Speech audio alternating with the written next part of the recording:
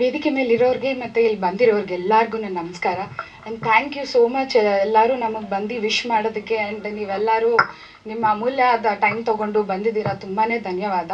And ಸುಳಿ ಅನ್ನೋ ಟೈಟ್ಲಲ್ಲೇ ನಿಮ್ಗೆ ಆಲ್ರೆಡಿ ಒಂದು ಹಿಂಟ್ ಇರುತ್ತೆ ಎಲ್ಲ ಸುಳಿ ಏನೋ ಅನ್ನೋದು.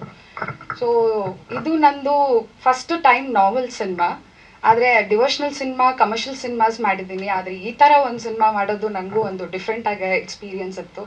ಆ್ಯಂಡ್ ಇಡೀ ತಂಡ ತುಂಬಾ ಕಷ್ಟಪಟ್ಟು ಸಿನಿಮಾ ಮಾಡಿದೆ. ಅದು ಬೇರೆ ರಶ್ಮಿ ಅವ್ರಿಗೆ ಅವಾಗ ಮೈ ಹುಷಾರಿರಲಿಲ್ಲ, ಆದರೂ ಕಷ್ಟಪಟ್ಟು ಸಿನಿಮಾ ಮಾಡಿದ್ರು ಅವರು. I am really appreciate that ಡೈರೆಕ್ಟ್ರಿಗೆ, ರಶ್ಮಿ ಅವ್ರಿಗೆ. Really you are so hard work. And even Hariharan ಸರೂ ಅಷ್ಟೇ ನನ್ನ ಜೊತೆ ಕೆಲಸ ಮಾಡಿದರು. ಅಗೇನ್ ಇನ್ನೊಂದು ಸತಿ ಚಾನ್ಸ್ ಸಿಕ್ಕಿದ್ದು ಖುಷಿ ಆಯಿತು. And I am really thanks ಇಡೀ ತಂಡಕ್ಕೆ ಜೊತೆ ಎಲ್ಲರ ಜೊತೆ ಕೆಲಸ ಮಾಡಿದ್ದು. ಆ್ಯಂಡ್ ಇನ್ನೊಂದೇನೆಂದರೆ ಸಿನಿಮಾ ಕತೆ ಕಾದಂಬರಿ ಬುಕ್ಕಲ್ಲಿ ಓದೋದ್ರ ಜೊತೆಗೆ ಇನ್ನೊಂದು ವಿಷನ್ ಕೊಡೋದನ್ನು ಇಟ್ಸ್ ಅ ಗುಡ್ ಥಿಂಕಿಂಗ್. ಯಾಕೆ ಅಂದರೆ ಕೆಲವರು ಓದ್ತಾರೆ, ಕೆಲವರು ವಿಷನ್ ನೋಡಿ ತಿಳ್ಕೊತಾರೆ. So it's all about a culture. ನಮ್ಮ ಹಳೆ ಕಲ್ಚರ್ ಕೆಲವು ಟೈಮ್ ಮರ್ತೋಗ್ಬಿಟ್ಟಿರ್ತೀವಿ. ತಿರ್ಗಾ ಒಂದು ಸತಿ ಇನ್ನೊಂದು ಸತಿ ಅದನ್ನು ರೀಕಲೆಕ್ಟ್ ಮಾಡ್ಕೊಳ್ಳೋದು ಇಟ್ಸ್ ಅ ಗುಡ್ ಥಿಂಗ್. ಆಮೇಲೆ ಇನ್ನೊಂದೇನೆಂದರೆ ಈ ಸಿನಿಮಾ ನಾವೆಲ್ ಆಗಿರೋದ್ರಿಂದ ತುಂಬ ಪೇಷನ್ಸ್ ಆಗಿ ನೋಡಬೇಕು. ಸ್ಟಾರ್ಟಿಂಗಲ್ಲಿ ಈ ಸಿನಿಮಾ ಪೇಷನ್ಸ್ ಇರೋರಂಥವ್ರಿಗೇ ಸಿನಿಮಾ ನೋಡೋದಕ್ಕೆ ಇಷ್ಟ ಆಗುತ್ತೆ.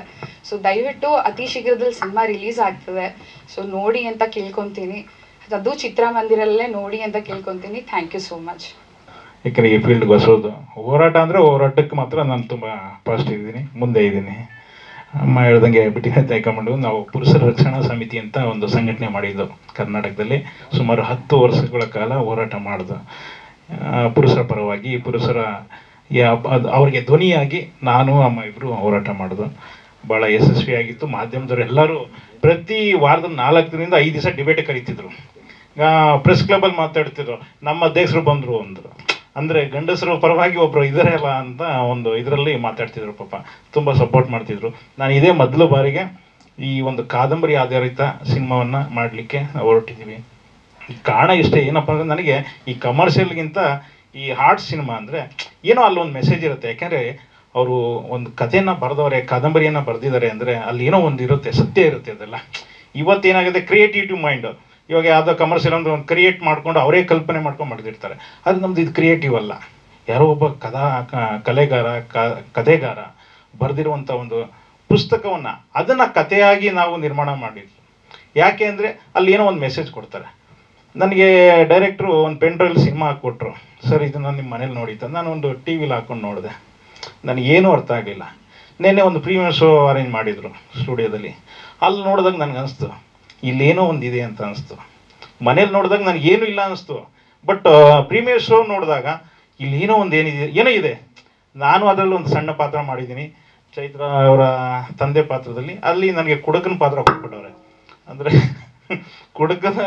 ನಾನು ಕುಡಿದೇ ಪಾತ್ರ ಮಾಡಿದೆ. ಅದು ನನಗೆ ನೆನ್ನೆ ನೋಡಿದಾಗ ಅನಿಸ್ತು. ಆ ಸಿನಿಮಾ 2 ಗಂಟೆ 20 ನಿಮಿಷ ಇತ್ತು.